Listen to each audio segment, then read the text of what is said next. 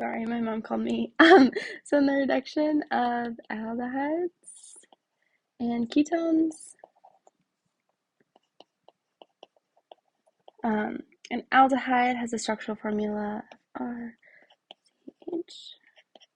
where R is any group and that is an aldehyde. And a ketone is an R group. See, any other R group. It can be the same and it can also be different from the previous R group. So in these formulas, the R and R groups can be either aphatic or aromatic. Sorry, it's late. And in a ketone, the R and R prime groups can represent the same groups or different groups, and it doesn't really matter. So following are two examples of complex metal reduction. So we're going to see an interaction with butanol.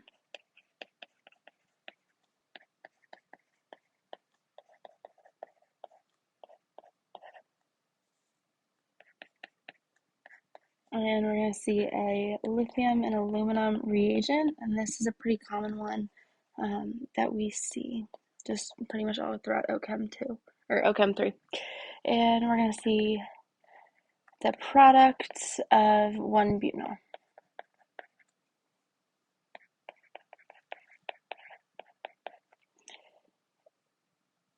If we start with 2-butanone instead of butanol, which looks slightly different, there's just one less carbon chain ring, and NaBH4 and water. We're going to see the production of 2-butanol from 2-butanone.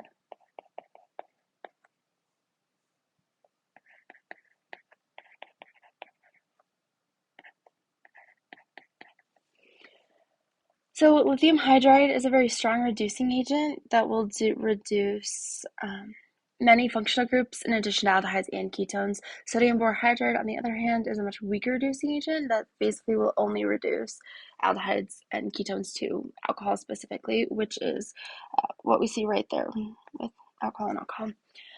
You can also catalytically reduce aldehydes and ketones to produce primary and secondary alcohols. Reduction conditions are similar to those used to reduce alkane double bonds. So if a molecule possesses both a double bond and an aldehyde or a ketone functional group, the reduction of the aldehyde or ketone group is carried out using sodium borhydride. The reduction of cyclohexanone by hydrogen gas with a palladium catalyst produces cyclohexanol in a pretty good yield. So that's what we're going to go over. So we're going to see cyclohexanol with a palladium catalyst at just room temperature, and that is going to produce cyclohexanol.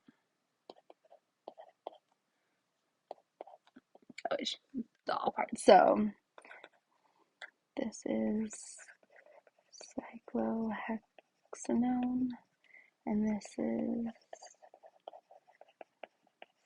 cyclohexanone. So paying attention to that known versus null. And in the reduction of carboxylic acids, so that is having a group that looks like this, will lead to the formation of a primary alcohol. So we're just going to use hydrogen gas, and that will produce just a alcohol on the formation of that previous carbon chain.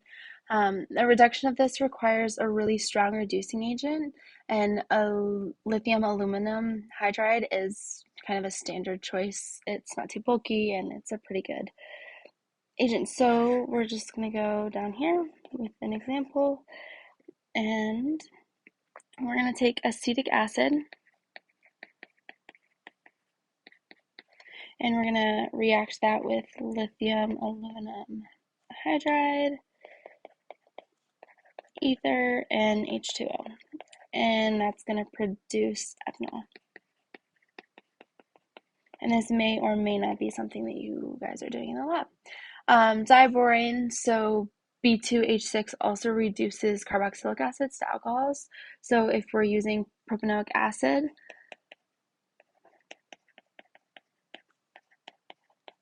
which is just one carbon longer than the chain above, being acetic acid, we are going to use B2H6, THF, and hydrogen ions. And that is going to, again, produce propanol in the same, pretty much the same manner.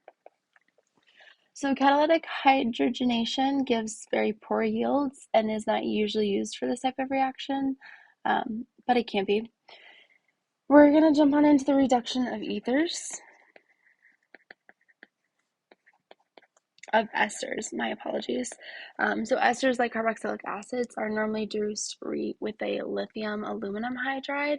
We're going to go over a reaction with methylbenzenate, or two alcohols are formed, and yeah, we're going to jump right into that. So we're going to see a benzene ring.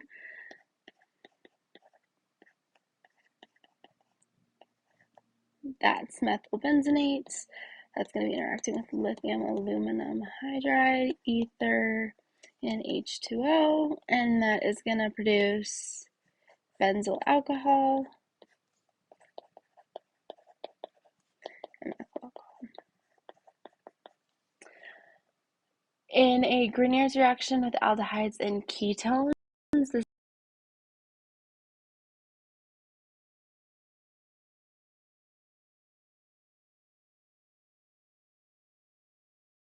primary, secondary, and tertiary alcohols.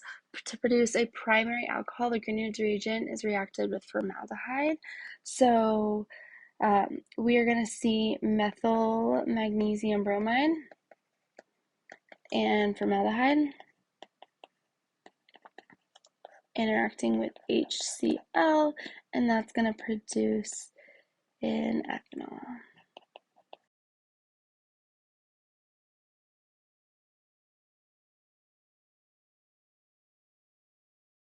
And